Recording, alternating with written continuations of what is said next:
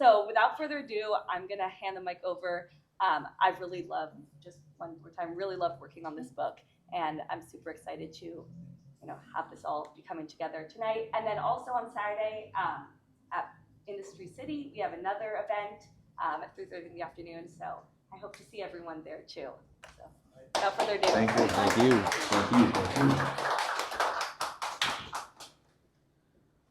you. If you didn't know, I'm Timmhotep. And before we start everything, I would like to acknowledge Dallas Penn, who we recently lost. For real, yeah. Dallas is the way I ended up here today. I saw the event. I was gonna go anyway. He hit me on text like, yo, you know what's going on. I'm in the hospital. I'm not feeling well. And I think you could carry this conversation in a way that would be doing justice to the man and the subject itself. Dallas, I just want to give some words on him real quick before we hop into it. Definitely. Because like yourself, Dallas to me is a prototype, right? Like, I'm younger than Dallas, but he's one of those people who I saw from afar and whose influence, like your own influence, informed my generation of people. Like, I went to Brooklyn Tech. I'm from East New York, Brooklyn.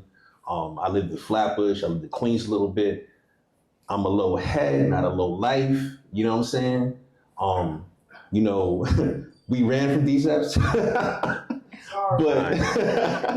but I will say, like, Dallas and like I said, like yourself, you guys are prototypical in that you showed us not only how to get fly, but that you showed us what fly was.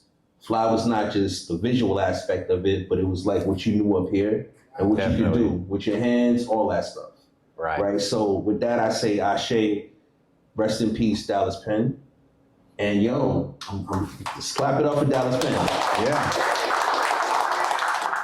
Dallas Penn, we got DP in the building. Internets! What's good, Internets? What's good? What's good, brother? I want to ask you a question, man, because you're a vet in this. Give me 5 words that come to your mind when you think of the low-life community. I think the community, 1, fresh to death. All right, that's 3 words, so I kind of cheated on that one. That's one word though, #wise. But fresh, just always crisp, always stunning. I love it when somebody's got something, man, that you've never seen before, or something that you want to acquire, and they just rocking it right. It's like, ooh, now I really want that piece. You know what I mean?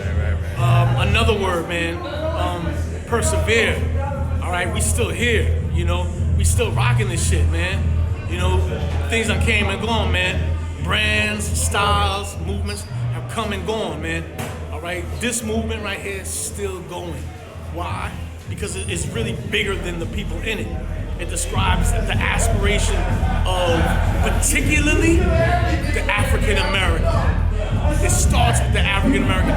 Who believes more in America than the African American? All right?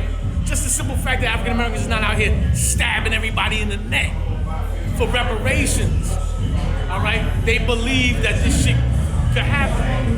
I believe that I could fucking own a yacht, or I could fucking own a stable of thoroughbred racehorses. Or I believe I could be on a ski resort. I believe in these things. I believe in this lifestyle. Another word that comes to my mind, man, when I think of the low-hit community, man, fucking stingy, man. Like, yo, where you get that shit from, my nigga? Yo, let me know your spot, man. Don't be like that. Oh, you got this shit overseas. Oh, nigga lying. He ain't trying to tell me his spot. Yo, another word that comes to my mind when I think of low-hit community, man. Yo, degenerates. Yo, sometimes, man, like, yo, let that old piece go, my dude. Let it go. The shit got mad, eats at the cup, is mad fucking dusty. Let that old shit go and get you some new shit. For real. Stop being a nigga in dusty, dirty, old shit. That's not what we do. If you got an old piece and it's beaten down, yo, for real, give it to a homeless, man. Let that nigga get some taste of lifestyle. Let that nigga get some fresh. And you acquire some new shit. Just cause it's old, just cause it might be a grail or whatever, let the shit go sometimes. And another last word, or phrase I think of when it comes to the low head community, been there, rock that. All right? That's a podcast, man, that basically deals with the lifestyle and deals with the community. Been there, rock that. Ain't nothing new to us. Like, we've been doing this shit. Some cats been doing this shit for more than 30 motherfucking years. All right? Old niggas now. All right? Shout to all old niggas still doing it. Shout to old sisters. You know what I mean? Old heads, period. And shout to these young cats coming up and trying to do it. Especially shout to these young cats. All right? We need y'all young cats. Because if this shit just stays with old heads, it's gonna die. If some shit just stay with old people die. We need young people. So young heads, man, don't listen to these old heads sucking their teeth and complaining. Get in where you fit in, cop some pieces, do it. I need y'all. I need to see y'all out here, all right? And that's how I feel about the community, you know what I mean? Spread love, community. Spread love with motherfuckers. That's the great Dallas Penn right there, people. It's a Nats! Yeah, just to add on, you know, as far as Dallas Penn, we definitely lost a gem in the culture. Dallas Penn was somebody that was, he was real supportive of the low-life movement from day one. He really, like I said, supported everything that we did. He was very impactful in the culture.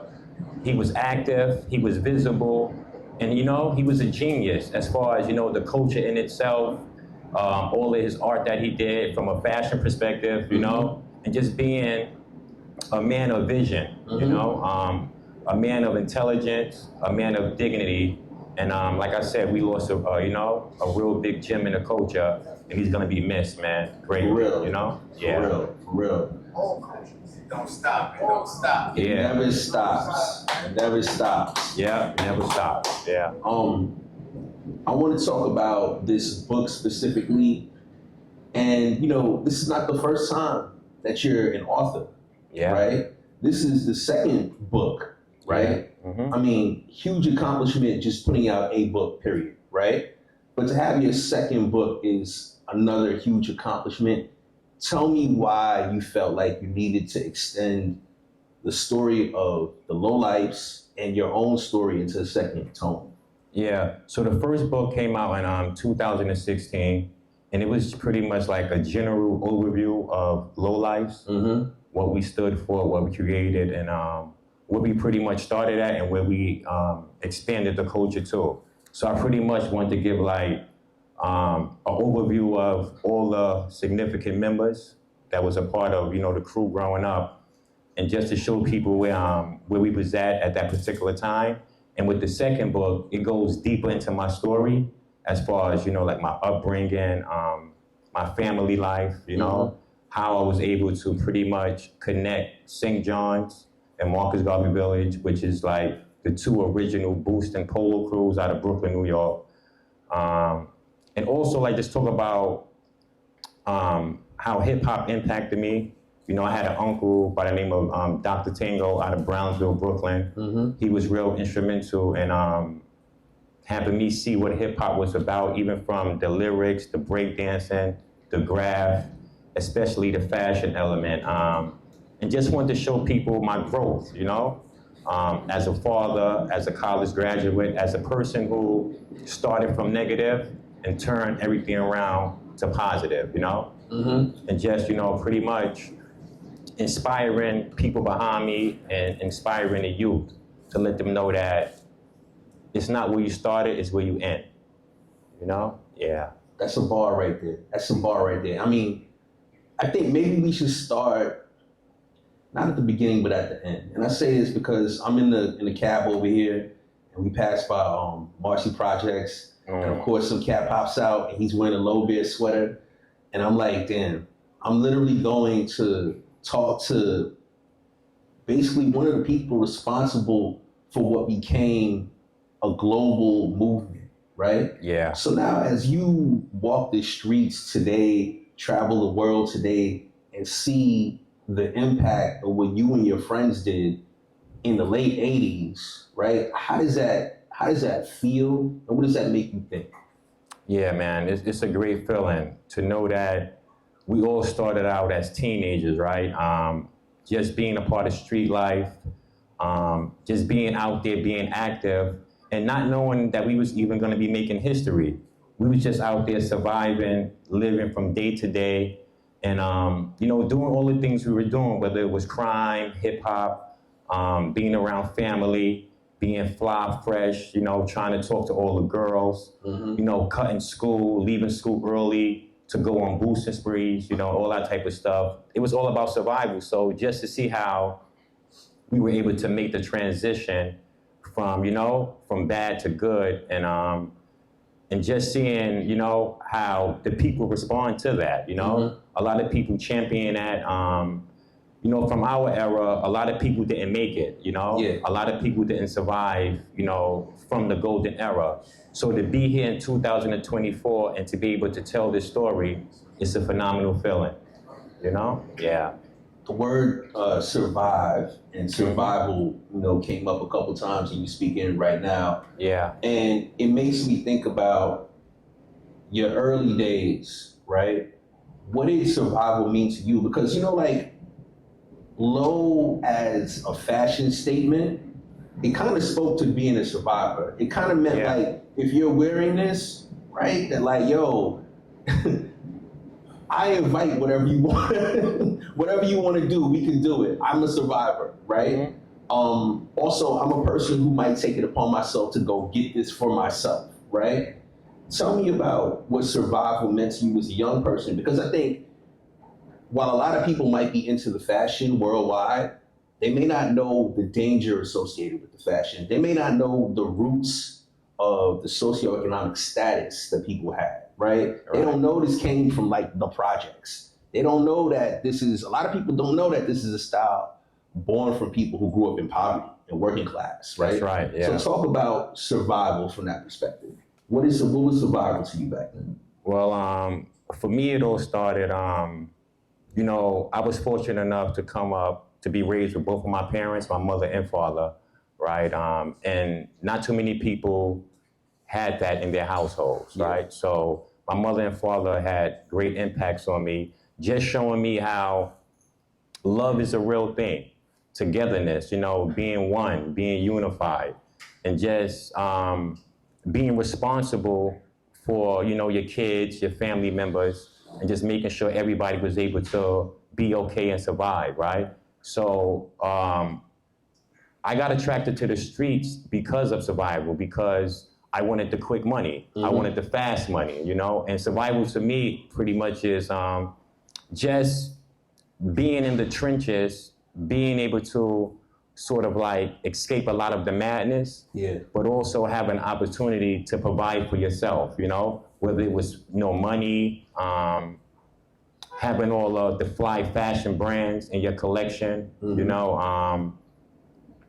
like avoiding gun violence, avoiding, the penitentiary as far as being incarcerated, for months, days, and years. So like, and just pretty much getting by, man, getting over and sustaining yourself and being a part of, a set like the Low Life, and having my freedom, because I was like one of the fortunate ones, whereas I didn't really spend too much time in jail. I was the type that, I got caught here and there, but I sort of learned quick. And life taught me that you gotta have a vision and you gotta have goals and dreams that you wanna see come to life, come to reality. So I was able to pretty much avoid a lot of the mishaps and missteps in life, and that's a lot, due to my wife. Meeting my wife at age 15, when the Low Life crew was pretty much in its prime, when it was all about, money, hoes, and clothes, and just being in the streets, creating this reputation for yourself, and just doing anything you had to do to survive, I was fortunate enough to meet somebody that sort of showed me the other side of life and all the possibilities if I just focus myself and stay true to who I really was. And that's Rack-Lo, Yeah, man. You talked about survival and you talked about coming from a family unit as a strong family unit. Yeah. And I think one of the things that's impressive about just you as a person is your ability to bring people together and organize, right? Without having to be like, I'm trained to be an organizer or saying, yo, I'm a community organizer. Bringing together two crews from Brownsville and Crown Heights at the time you did is no easy feat, right? Definitely not, yeah. It's, as a native New Yorker, it blows my mind to walk in the neighborhoods I be walking in right now, because back in those days, in your time, I'm like a little child, right? But even in my teen years, you would have to know somebody in a neighborhood to be going to certain neighborhoods like by yourself, like Dover, right? You'd have to know people. So thinking back to those times and thinking about you as a person bringing together these crews to create this larger low-life umbrella, right? Tell me about what you learned about people in that process and why you even did it in the first place. Well, as far as why I did it in the first place, I seen the similarities in both crews, and that was, both crews wanting to be fly, wanting to have, better things in life, wanting to have high-end fashion, and wanting to be a part of hip-hop culture, whether it was from a MCing standpoint, breakdancing, graffiti, DJing. That's one of the things that really united us. We all had, interest in the different elements of hip-hop culture, And me being a young kid that I was like really liked, I wasn't the type that that people sort of like look down on, I was like a likable person. So when I first lived on St. John's, I created this set of friends, we were all loyal to each other. I'm talking about even before lowlifes, I'm talking about, like my man A.B. Rock is here, we're like childhood friends, and our friendship still stands strong to this day. So even before lowlifes, I was a part of a teenage crew, and then my mom and my pops, we had the privilege of moving to Brownsville, which is Marcus Garvey Village, and me knowing all the stuff and all the activities we engaged in while I resided on St. John's, moving to Marcus Garvey, I was also into hip hop. Hip hop never left my life, Even, like I said, my uncle, Dr. Tango, he was heavily involved in hip hop, having all the jams and the block parties. You just see, mass amounts of people coming out to enjoy themselves based around the music and the culture. And I just seen that it was necessary to sort of like unite and bridge both elements as far as St. John's and Marcus Garvey, based on the interest they had in hip hop culture and hip hop nightlife, So, in me doing that, and like I said, I was young. I didn't know what I was doing. Yeah. I just wanted to bring my brothers and my sisters together, because I knew together, we're stronger as Voltron, the more the merrier. So, I did that. In the beginning, it was some, resistance. A lot of people didn't want to, unite with the other side. But after a while, they seen the benefits, and they seen, how stronger we could be as one united force.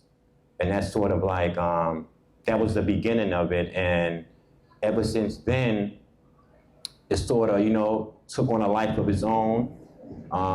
It started here in the States. Well, first in Brooklyn, New York, then it flourished out to different states. And now it's like on an international level where you have active chapters in like Paris, Mexico, Sweden, London, Amsterdam, Japan, Africa, Tokyo, Japan, So it's a great feeling to see how there's like a large amount of people and an influx of even the youth, nowadays, that's really interested in what we created and where we sort of like propelled it to. That's dope. Hip hop, you've been talking about a lot. Yeah. And I think one of the really interesting, kind of passages in the book are about a club called Sensations, which I believe is in New Jersey. Newark? Was that Newark, New Jersey? Yeah. Newark, New Jersey. I think I've heard people like, Tane One, rest in peace, Redman, shout out Sensations and all that. Yeah. flash us back to that time, right? Because you talk about hip hop as a motivator for both these crews that came together to become lowlifes, right? Talk about what the nightlife was like. Talk about, because like getting fly is not just walking down the street. It's also like, I'm making this nightclub our fashion show, right? That's right, yeah. So tell me a little bit about that. Like, bring me to 1988, 89, right? In a club and what it was like when the lowlife crew came through. Man, it was pandemonium, you know. Just being, you know, young kids and young teenagers. With me, I probably started going to the hip hop clubs when I was like 11 or 12.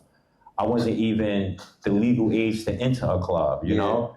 But for some particular reason, we just always managed to get in, you know?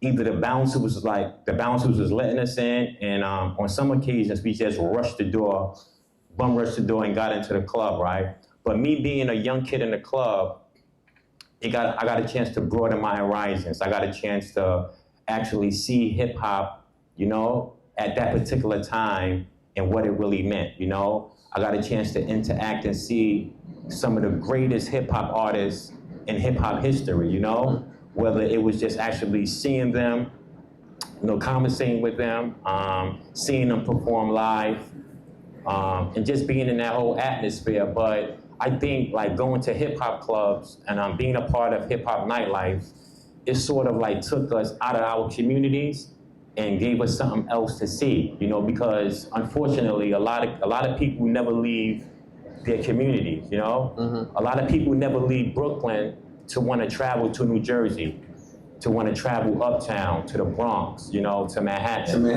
Right. So to be able to do that, it was a great feeling. And like I said, it just made us more inquisitive. It gave us more knowledge, more understanding, and more awareness. And it helped us solidify our lifestyle and our culture.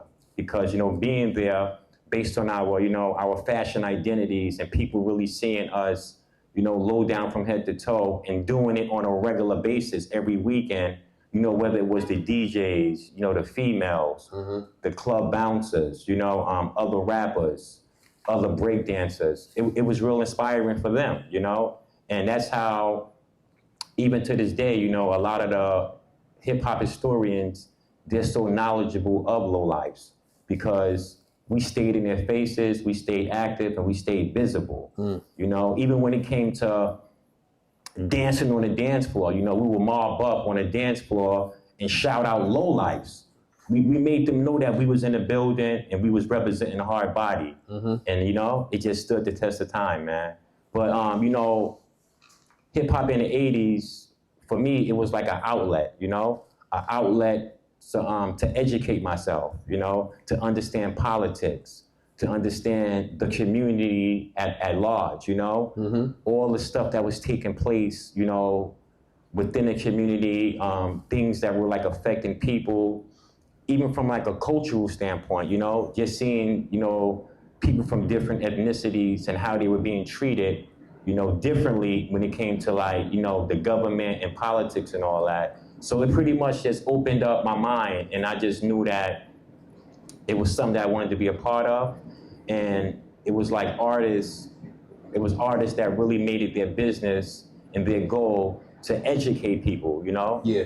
Because for me, like, hip hop, you know, it started out as a vehicle to bring awareness and understanding to people, and to let people see, you know, what life was really about, the possibilities in life. And if you really buckle down, you can really, you know, manifest something, you know, if you really buckle down and have a strong focus. Damn, you know, like another thing that's extremely hip hop to me, and I think it's kind of like a through line between like, you know, the larger culture and like what you've done with Low in specific is like recontextualization, taking something out of one context and then making it your own, flipping. Right. You know, whether that be like a sample from a record or whether that be like some clothes that Ralph Lifshitz made for like upper crust, you know what I'm saying? Like, you know, white bread, middle America type shit, people who ski type shit. You tell me what was it about Low that appealed to you? And also, what was the first piece that you had? Because I think there's a seed of an idea in that. You know what I'm saying? So tell me a little bit about that. Yeah, well, from the fashion standpoint, like, it really didn't start with Low, you know? As Lowlights, we were just like fashion enthusiasts, you know? We enjoy wearing all types of brands. Benetton, Sergio Coca-Cola, you know, Louis, Guess, Lacoste, Nautica, you know? We sort of like collected all of those different brands in our wardrobes, right? But it was just something in particular about Polo and what it stood for. One of the things that really attracted us was the loud colors. Like the way Ralph pretty much put the colors together, and it sort of like made us stand out. It made us be original in our neighborhoods, you know? Like when a person seen a lowlife and he had his wares put together and coordinated the right way, they automatically knew he was a lowlife, right? Definitely. And then, you know, being able to, like you said, you know, bring something back to our neighborhoods that really wasn't meant for us. It was meant for, like, you know, rich kids, you know, the college kids, the kids that, you know, had, you know, the opportunities to probably go to different universities, trust fund kids, So we sort of like, we brought the lifestyle to the corner of St. John's, to the corner of, you know, Bristol and Chester, you know? You know, being a kid out there, like, I never had a chance to go skiing. As a youngster, I never went on vacation, you know, I never did all those outdoors affairs, like hunting and all that. So we would actually, you know, go to these expensive stores and we would bring those type of looks and styles right back to the hood, right back to the ghetto. You know, like on the corner of St. John's or in Marcus Garvey Village, there's no yachts around, you know? So we were able to like bring all those different looks right to the hood, and it impacted people so greatly that we inspired them to want to do the same thing, you know? And I think that's something that Ralph Lauren really noticed, and how passionate and how committed we were to the brand, and how we sort of like influence other people to get involved, you know? Because even to this day, man, you have kids, babies that's born into the lifestyle.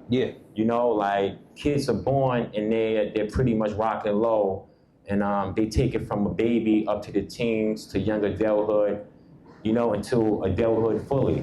So, you know, that sort of thing, Most definitely. You know, like they got that Tribe Called Quest album, Midnight Marauders, and they're like, yo, we loot for ears, right? You know what I'm saying? And I think, like, you know, I always thought of Lowlifes as kind of like looting for the culture in a lot of ways. One thing I think is really interesting about this book is that you get into like detailed explanations of all the shit you got into when you was young. Right? It's like a little mini boosting Bible here, right?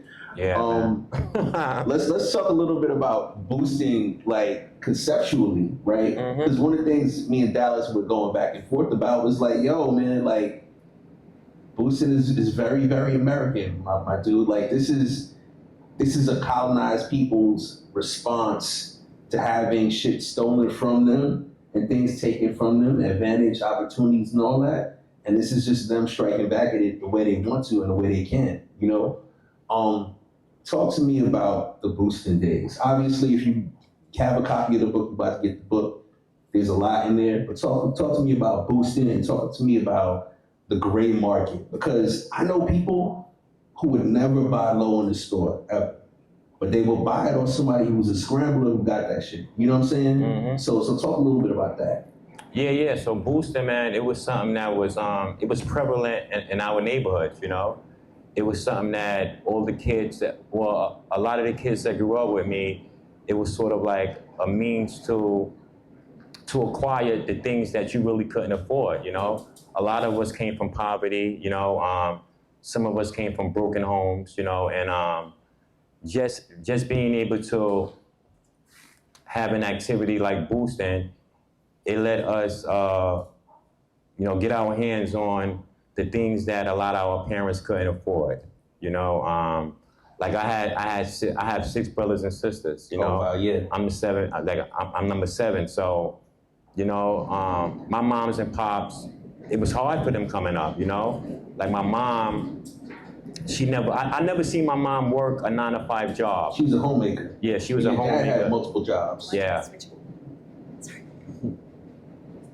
Yeah, so my dad, he sort of like, he held down the household. He made sure all the kids were provided for.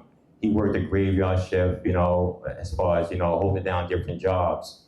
And even though all of that was taking place, you know, I still found in myself, boosting allowed me to be independent, you know, where I didn't really have to rely too much on my moms and pops because they had, you know, bigger responsibilities. You know, they had to provide for 6 other kids. So by me just creating my own like path to getting all the things that I wanted, that I cherished, that I enjoyed having, boosting was that outlet, you know, and like boosting, it was something that was like really, really visible in the community, you know? You had people like because even before Rack-Lo, you know, you have boosters that's like considered boosting legends, you know? Booster Kev. Yeah, you had like Boostin' Kev, you know, rest in peace. You had Boostin' Billy, you know, my man Frizz Low. You know, you had E-Yuck, you had G George, you had Frankie Boo. So it was like a lot of older guys who sort of like started it, paved the way, and then you had like generations follow that, you know? But with me, I sort of like, I took the boosting and I didn't remain in boosting, you know? Yeah. I took the skills and, you know, my understanding of that, even from a street life perspective, and I sort of like transitioned, you know, from that to being positive and just knowing that I understood that all the street skills I had were transitional, you know, and I was able to like apply all of those skills in corporate America, you know, throughout my college experience, but I just flipped it, you know? But boosting in general, it was just, you know, an outlet for us to survive and to get quick money, to be seen as you know, as survivors in the community, right? And just letting people know that we were here to like take what we wanted, you know? Definitely. And I think another really interesting thing is that, you know, you'll see loss prevention is what they call security of stores now, whatever, them trying to adapt to your methods constantly, and then y'all find ways around their adaptations. To me, it's almost like real life hacking, right? You know what I'm saying? Rather than doing it on the keyboard, it's like, all right, bet y'all came up with this. All right, we're gonna come up with this, right? Like this is the remedy to all that. This mic is, I don't know. Anyway, we can keep it moving. I want you to talk about, all right, we do the switch out? Switch out. 1, 2, all right, bet. I want you to talk about, because you mentioned your wife earlier, and every time you mention your wife, if there's not a smile across your lips, you see it in your eyes, right? Like, I feel like the emphasis on the love and the loyalty that we talk about when we talk about low lives or whatever is definitely present right there, right? Talk to me about modeling a healthy relationship with a woman as a man, right? As a Black man who comes from the low life culture, and how important that is. And not just a family, not just like a 2-person unit, but a whole family. You know what I'm saying? Like you're now a pillar of your family. Right. Talk about that. Yeah. So actually, me and my wife, we met in a time frame. We met actually because a riot erupted in Crown Heights, Brooklyn. You know, so we connected because of balance. You know, and her being like a motivational speaker for the youth program that I was a part of at that particular time. You know, I was 15 and she was 16. Honestly, man, I just think that we were blessed by God to, you know, to be able to form that union, you know, because she had lived in Flatbush. I was from Brownsville and Crown Heights. And I think it was just destined, you know.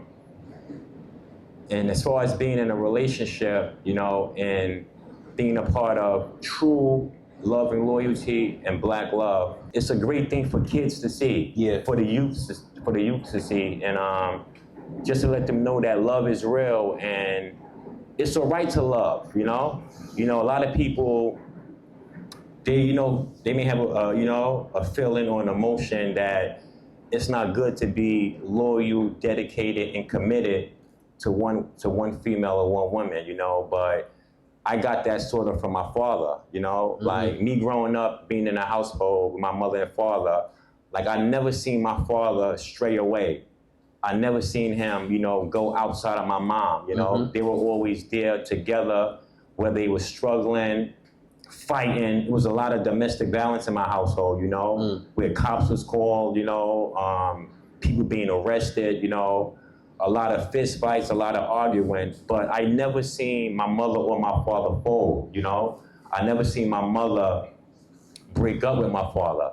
So me seeing that, they sort of like instilled in me the importance of, being unified and having one partner, and I just felt like when I met my wife, I wanted to like emulate what I seen from my mother and my father, that was real important to me. And then as time went on, it sort of like, trickled down into the culture, into the world, and we became this sort of like, this couple that can be like, sort of like, like emulated, Yeah. An example of true love, an example of Black love, and an example of, true leadership, like not settling and just seeing the benefits of one another.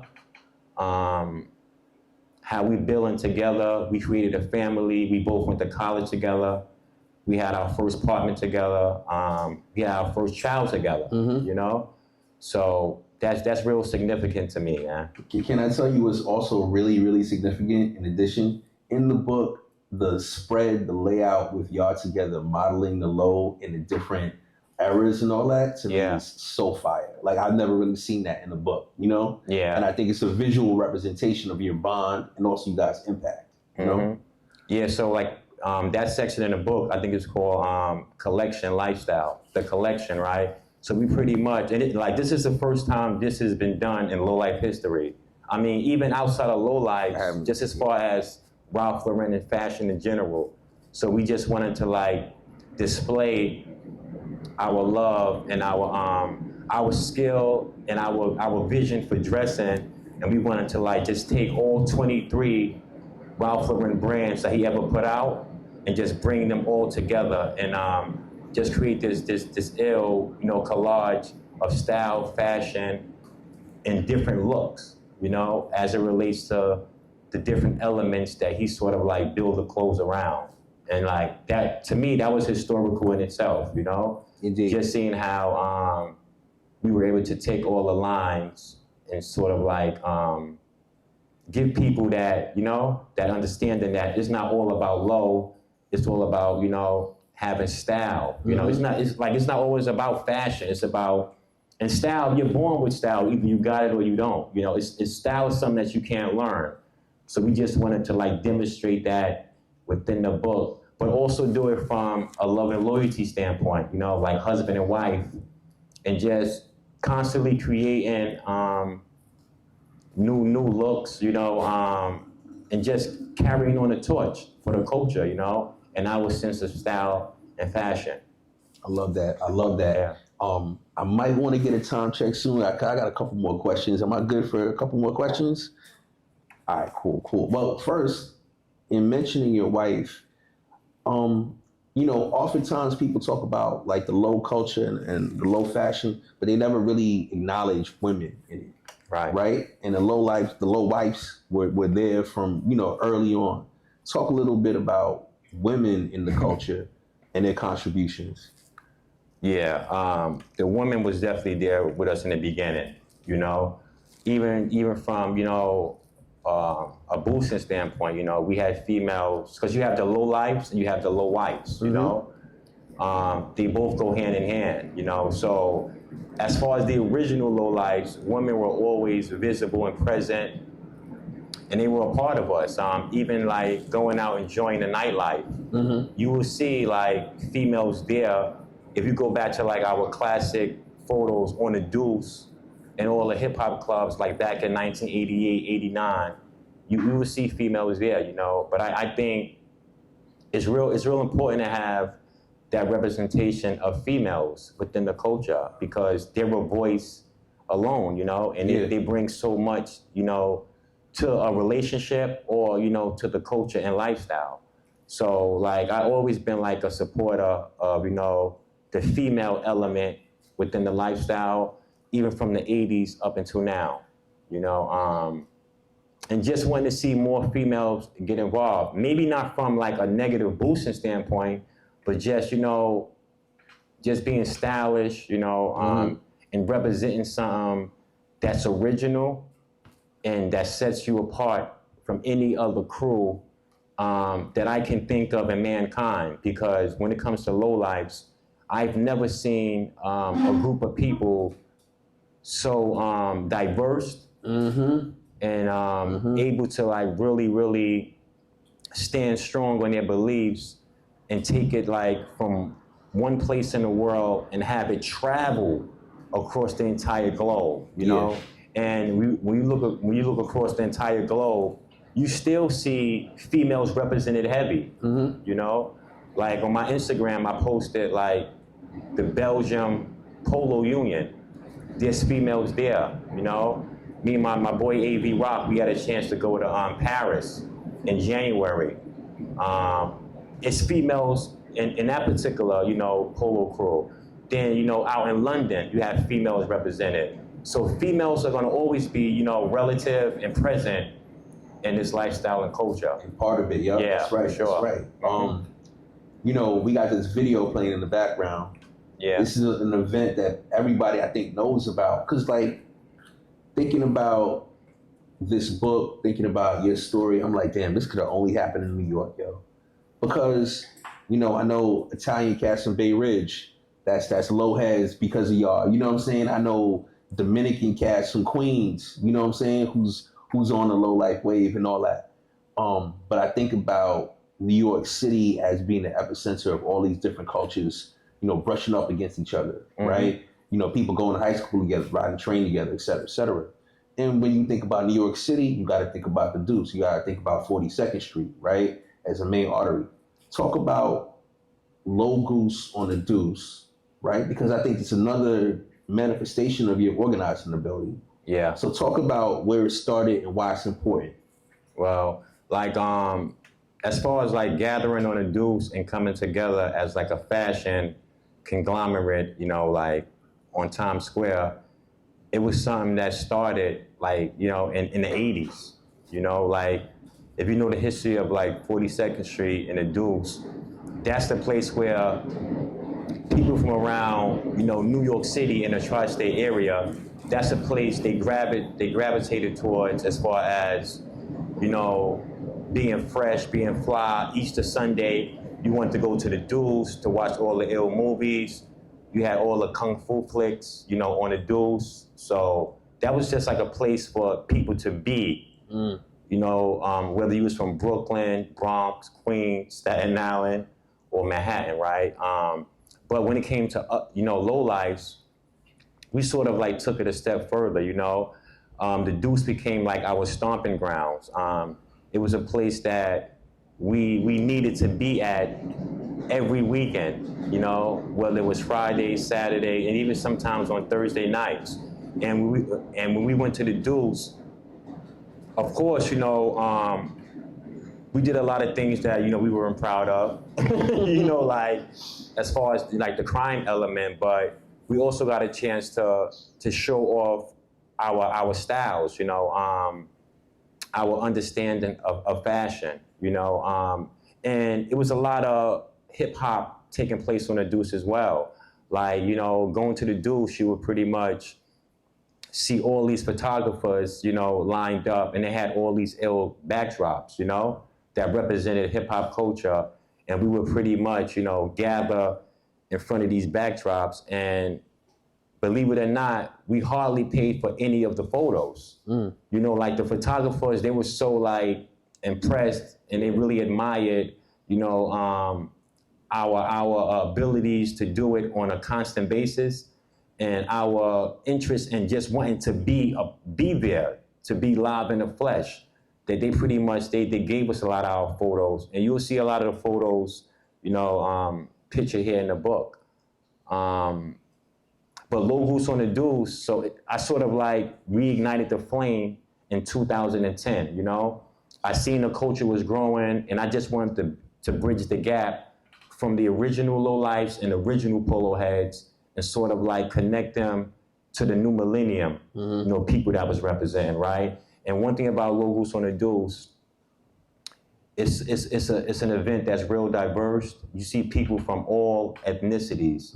You see people from all age brackets coming to the Deuce, you know? I would say like it's one of the biggest events, or if not the biggest event, besides the Low Life Barbecue that me and my wife established in 2006. It's the most sought after event that people want to be a part of. You have people, you know, flying in from different states around America. You got people flying in, you know, internationally, you know, and it's all inclusive. You know, at this particular event, I sort of like established like the fashion and style competitions, you know, and I remember, if I'm correct, I think like in 2016, 17, we had this brother from Tokyo, Japan. He flew out, and, you know, he wanted to be a part of, you know, the polo battle. You know, he came to New York City. Well, first I had went to Japan, right? And he was like, yo, Rack, I'm flying to New York to bring home that trophy, you know? And he made it his business to do that, but not just in Japan, you know, people from all over the world. They want to be a part of that particular event. And I'm just so happy that I was able to establish it and create another outlet for people to be a part of, so we can like continuously make history, you know, and just continue to push the envelope forward, man. I love it. Yeah. Ladies and gentlemen, Rack-Lo.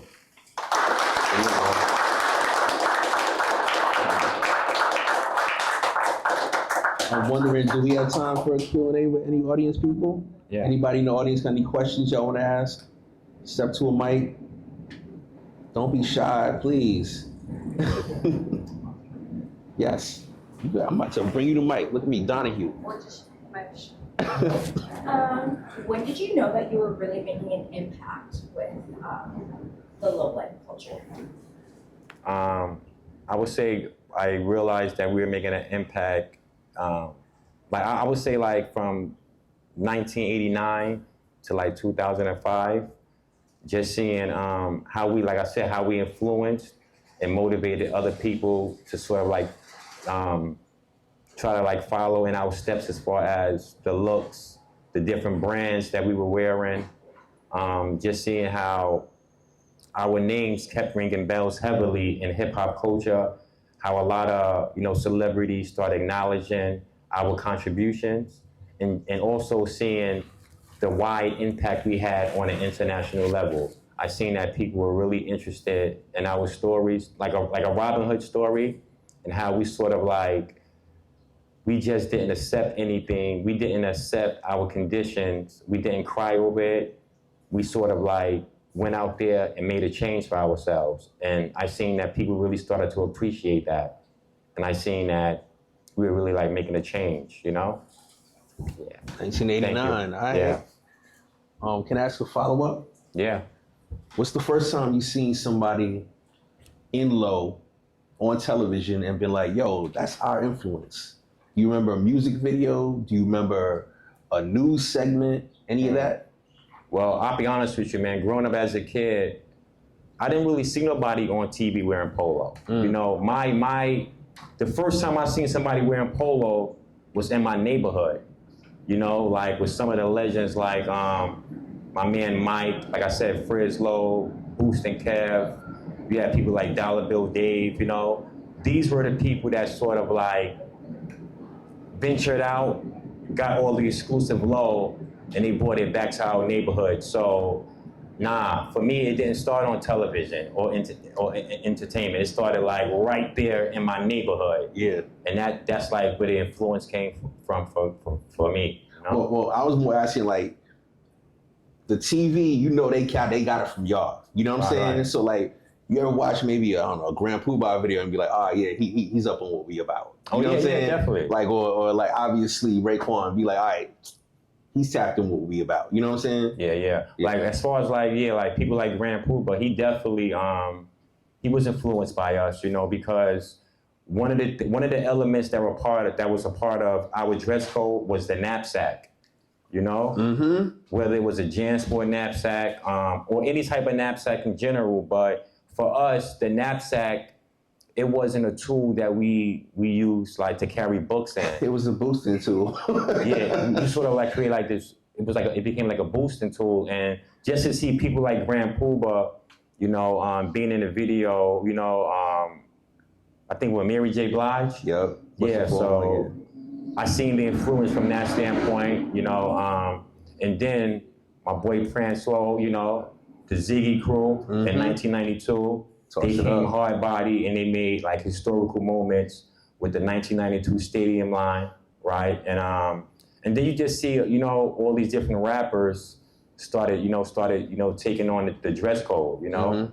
Yeah, and then eventually, you know, Ralph Lauren, you know, took heed and he made Tyson Beckford like his first, you know, black model, you know? Yep. So you just started seeing all these things taking place in society. But I think when it comes to low, I don't think nobody represents it like the Low Life crew. Aight. You know? Yeah. Like the creators of that, you know, as far as like really putting it out there in mainstream America and showing people that it was something that was real and that we really take pride in what we were doing.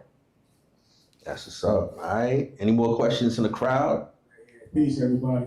What's going on, Rack? Feeling good. What up? Tonight? Peace, yo. Question for you, Rack. As this your second endeavor into the publishing world, what advice would you give a fellow creative that's been working on his children's book way far too long? I would say, as you know how the young kids say, I'm outside. Yeah. I would say stay inside, capitalize on, you know, your skill, your talent, and just remain focused, you know. Focused enough where you can actually create something, start something and see it to the end, you know. So you can actually create a product and have something that you can actually, you know, leave as part of your legacy, you know. Just stay motivated, stay educating yourself, and just surround yourself with people that think how you think, you know, because you have a lot of people that may try to pull you away from your dreams and your goals in life, but sometimes you just gotta fight off that negative energy and just tap within yourself, tap into your true talents, and just make it happen, man, you know, and also stay resourceful and just understand that learning never stops, you know. It's an ongoing thing, and just pride yourself on, you know, being like the best you can be, and you're taking pride in your talent and your art, and just knowing that at some point it's gonna have a tremendous impact on others, whether it's directly in your community or on a global scale.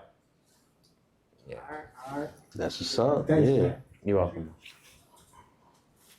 Peace. Good to see you, Tim. Good job. Rap, congratulations. Thank you, bro. Yeah. Quick question for you. What, in your opinion, does a low-life movement look like 2025 and beyond? 2025 and beyond. I see us, you know, still grinding, still shining, but taking things to a greater level as far as corporate America and being business-minded. You know, for us, you know, it started out as, you know, clothes and fashion and all that, but now it's about like really tapping into corporate and having them invest back into us but not only invest back into us, but just seeing that we're talented people. We have a lot to contribute, whether it's, whether it's media, touring, performing live, becoming authors, being photographers, being people that pretty much control, different platforms when it comes to like social media. And we're just overall creatives, so it's about, whether it's doing fashion shows, modeling, running different businesses, them seeing that, we're about that life, and then that we're willing to collaborate and grow and continuously, be a part of something that we created, and also inviting other people in, no matter, where you're from, what ethnicity, things of that nature. But I see the low-life movement constantly growing. We have documentaries on the way. We have movies on the way, more books. We have people, like I said, operating and running their own businesses. There's a lot of, artists that's a part of the movement. And yeah, it's all about just expansion from here on. We recently did a collaboration with Willie Esco, where we released our own sneaker line, We got 3 pair of kicks coming. The first pair was debuted at Lil Goose on the Deuce, here in January. It was myself, my boy Pranslow, AV Rock, Brickface. So yeah, man, just constantly growing. We have a clothing line coming out, at some point. Right now, I'm in contact with the head of marketing with the Ralph Lauren Corporation. And they're pretty much telling me, Rack, be patient. We got something in the works for you. You and the culture. So yeah, just constantly growing, and building. And hopefully everything that we did as teenagers and young adults, we're gonna see, the fruits of our labor. Yeah.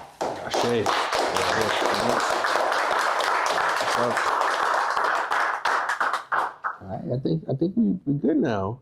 All right, y'all, clap it up for Rack-Lo. Author, innovator, founder, stylist guy. Thank you, bro. My man. All right. Yeah, we have books available for purchase. I just want to say too, y'all, I appreciate everybody coming out tonight. You could have been any place in New York City, but, I really appreciate everybody coming out tonight, and being a part of this official book launch. I appreciate you guys, and salute, much love and loyalty, y'all. Word up. All right. I got it. Yeah.